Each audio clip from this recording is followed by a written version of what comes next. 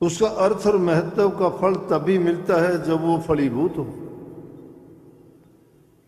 आप कोई पेड़ लगाते हो, पौधा लगाते हो, उसकी तरफ देखते हो कि कब बड़ा हो, कब इसमें फूल फल आए और कब हम उसका आनंद चखें।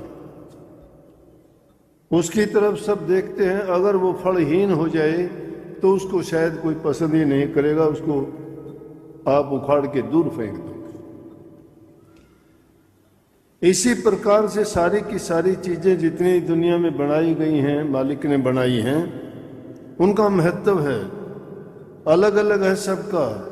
इंसान भी उनमें से एक है, लेकिन इंसान को उन सब से ज़्यादा समझ दी है और उस समझ के कारण इंसान जो चाहे कर सकता है।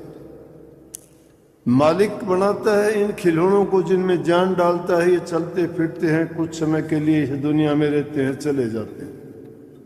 इंसान भी ऐसे खिलौने तो बना लेता है, लेकिन उनमें प्राण नहीं डाल सकता।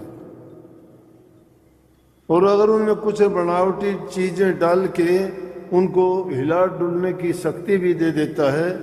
आजकल बिजली से, बैटरी से स्वचालित ऐसी चीजें बनाई गई हैं जिनको देख देख के बच्चे खेलते हैं, बड़े आदमी भी उनको देखते हैं कि उनकी शक्ल जानवरों जैसी भी बना देते हैं, इंसानों जैसी भी बना देते हैं और उनसे वो सब प्रकार के कार्य भी करवा लेते हैं।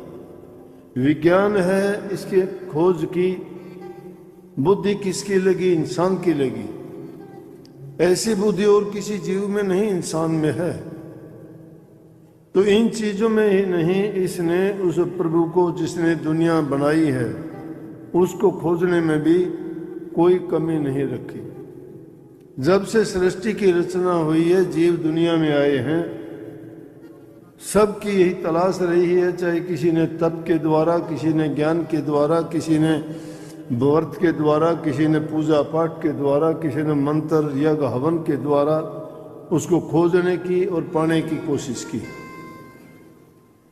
इतना आसान नहीं है, क्योंकि वो एक शक्ति है जो किसी स्थूल रूप में नहीं बल्कि सूक्ष्म रूप में विद्यमान है, कण कण में होते हुए, जिसका कोई ऐसा रूप नहीं, आकृति नहीं, पहचान नहीं जिसको पकड़ सकें, देख सकें, लेकिन उस शक्ति का अनुभव कर सकते हैं। और जिन्होंने खोज की उन्होंने उसका अनुभव किया। ये वाणी जो कबीर साहब की अभी गाई थी, इसमें बहुत कमाल की बात कही है। इतना आसान काम तो नहीं है।